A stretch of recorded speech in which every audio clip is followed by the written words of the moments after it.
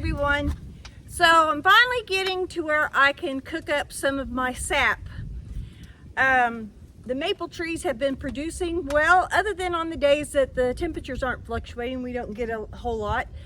But I've had days where I've had 12-13 gallons of sap and been gathering it up.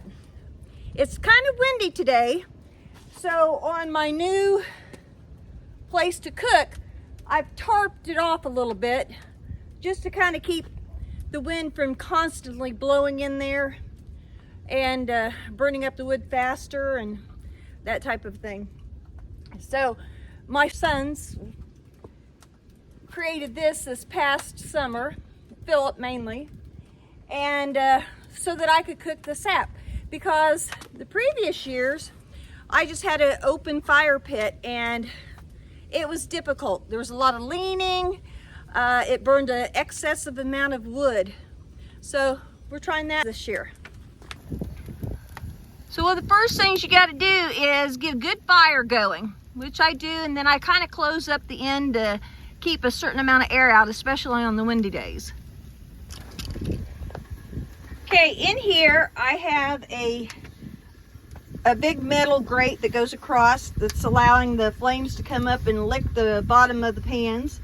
I got 3 pans right now, and yep, it's getting a little smoky, but it will help evaporate the water from the sap. Now if you look in the top, you're seeing like stuff from the wood burning, little particles that get on there. That will all go away, because at a certain point we have to strain all the sap and try to get some of the impurities out of it. And so I'm not worried about that right now at all.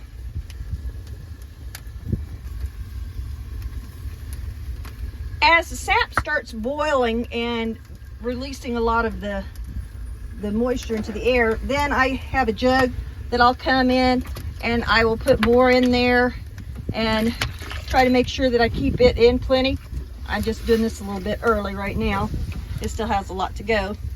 But that way you can keep adding, and the syrupy part will stay in there and it will keep taking out the moisture.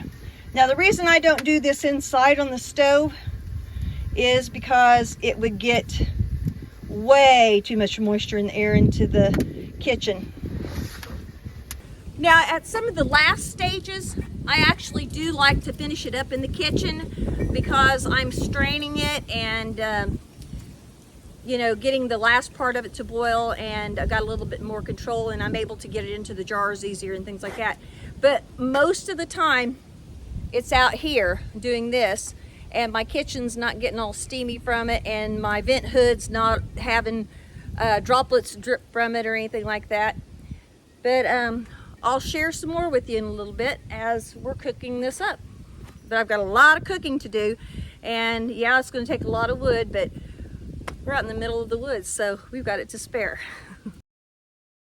Okay, so I have been cooking lots and lots of tree sap. Yes. And now it's time to do the next process. This came with my kit. Basically, it's a cloth strainer. Yeah, it's a cloth strainer, and I have another strainer just to kind of hold it. And I'm gonna put that over a pot and get some of this for some of my final stages of making some maple syrup. So I've got my pot here, and so straining it, we're getting out the impurities, like from that may have come from the firewood. You know, sometimes the little particles come up and will get on top here, and even the maple sap itself might have some impurities. So by straining it, we're taking those out. Yeah. Yeah.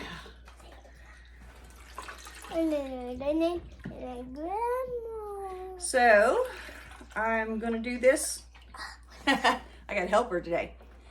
I'm gonna do this till I get enough in my pan, and then for the final stages, I'm going to do it on my stove. All right, wanted to show you just how liquidy this is right now. It's the consistency of water, but notice that it's already getting some of that yellowish amber color that maple syrup gets. Actually, I strained it twice to try to get out more. I'm putting it on my burner, and I'm going to do, like I said, the final process here. It'll help evaporate some more of that and get it down to the syrup stage. The syrup is getting closer and closer to being done. Look at that rich color.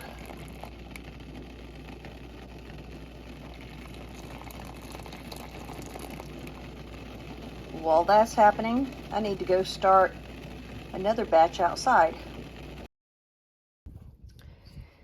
Well, I gathered about 6 gallons of sap this morning. I got to go gather it again here in a little while. And I've got my pans going again, and I'll be at this all day. I'm really going to have to keep an eye on this today because I just emptied this about 2 hours ago, and it's getting up there pretty fast.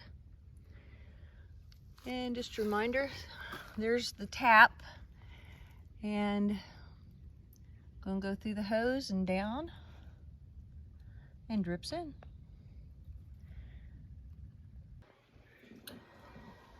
Okay, my syrup is about ready to put into the jars. I poured just a little on here, and as you can see, it's got that slow movement. It's thickened up, and it tastes great. Okay, so now it's time to put it into the jars. You can see I have a little funnel to kind of help me along the way. Get it close here. And start pouring it in.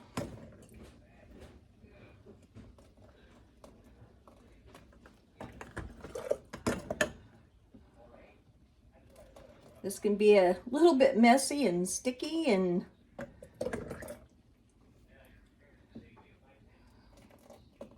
but we'll see.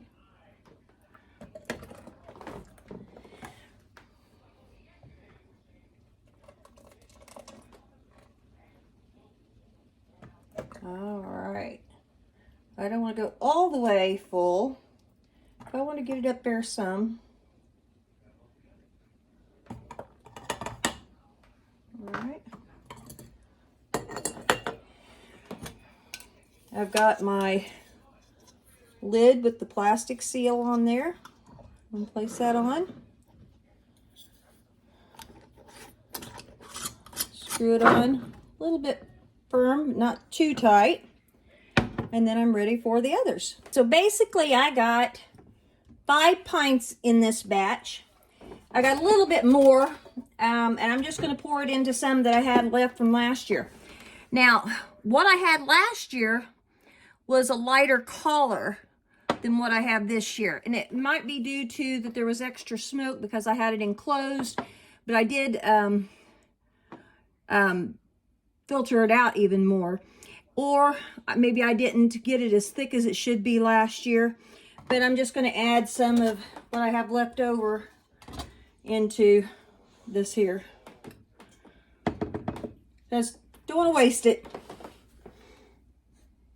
Okay, so I'm kind of comparing it to last year's and did a little bit of a test here. And I noticed that it is a little thicker, so I was able to cook it down more. Tastes really good. And I plan to use this instead of the white cane sugar in some of my recipes. It's all natural, and so it should be a lot better for you. Okay, let me get my glasses on here. Yeah, I'm of that age, I've got to do the glasses. And looking at a syrup bottle here that you buy in the store, and these are the ingredients.